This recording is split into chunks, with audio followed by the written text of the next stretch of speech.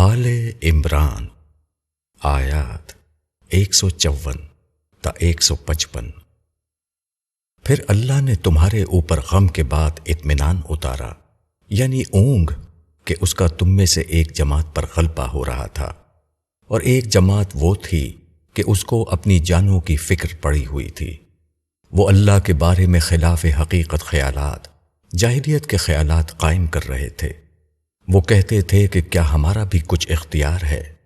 کہو سارا معاملہ اللہ کے اختیار میں ہے۔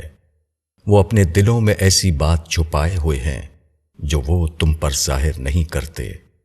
وہ کہتے ہیں کہ اگر اس معاملے میں کچھ ہمارا بھی دخل ہوتا تو ہم یہاں نہ مارے جاتے۔ کہو اگر تم اپنے گھروں میں ہوتے تب بھی جن کا قتل ہونا لکھ گیا تھا وہ اپنی قتل گاہوں کی طرف نکل پڑتے۔ یہ اس لیے ہوا کہ اللہ کو آزمانا تھا جو کچھ تمہارے سینوں میں ہے، اور نکھارنا تھا جو کچھ تمہارے دلوں میں ہے، اور اللہ جانتا ہے سینوں والی بات کو۔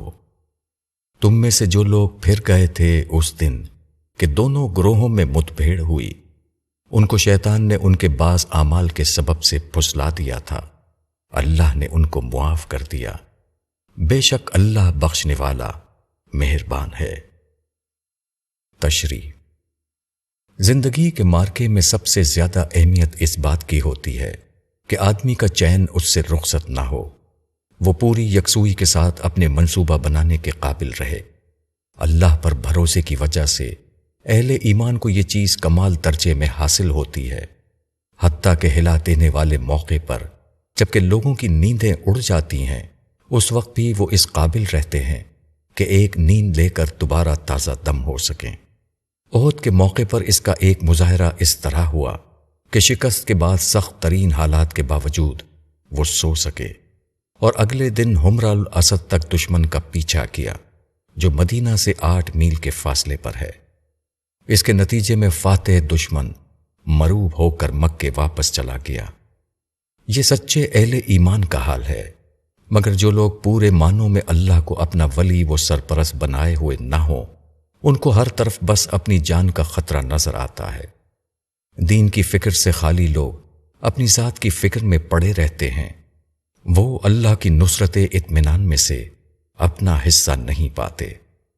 احد کے موقع پر عبداللہ بن ابی کی رائے تھی کہ مدینے میں رہ کر جنگ کی جائے، مگر رسول اللہ صلی اللہ علیہ وسلم مخلص مسلمانوں کے مشورے پر باہر نکلے اور احد پہاڑ کے دامن میں مقابلہ کیا۔ درے پر متعین دستے کی غلطی سے جب شکست ہوئی تو ان لوگوں کو موقع ملا۔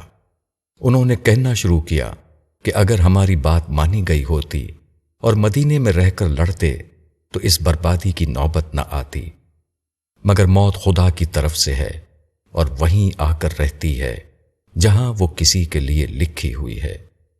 احتیاطی تدبیریں کسی کو موت سے بچا نہیں سکتی۔ اس طرح کے واقعات خواہ بظاہر ان کا جو سبب بھی نظر آئے وہ اللہ کی طرف سے ہوتے ہیں، تاکہ اللہ کے سچے بندے اللہ کی طرف رجوع کر کے مزید رحمتوں کے مستحق بنے، اور جو سچے نہیں ہیں ان کی حقیقت بھی کھل کر سامنے آ جائے۔ احد کے درے پر جو 50 تیر انداز متعین تھے، جب انہوں نے دیکھا کہ مسلمانوں کو فتح ہو گئی ہے تو ان میں سے کچھ لوگوں نے اصرار کیا کہ چل کر مال غنیمت لوٹیں، مگر عبداللہ بن جبیر اور ان کے کچھ ساتھیوں نے کہا، نہیں، ہم کو ہر حال میں یہیں رہنا ہے، کیونکہ یہی رسول اللہ کا حکم ہے۔ بالآخر 11 کو چھوڑ کر بقیہ لوگ چلے گئے۔ باہمی اختلاف کی اس کمزوری سے شیطان نے اندر داخل ہونے کا راستہ پا لیا۔ تاہم انہوں نے جب اپنی غلطی کا اعتراف کیا تو اللہ نے ان کو معاف کر دیا، اور ابتدائی نقصان کے بعد ان کی مدد اس طرح کی کہ دشمنوں کے دل میں رعب ڈال کر ان کو واپس کر دیا، حالانکہ اس وقت وہ مدینے سے صرف چند میل کے فاصلے پر رہ گئے تھے۔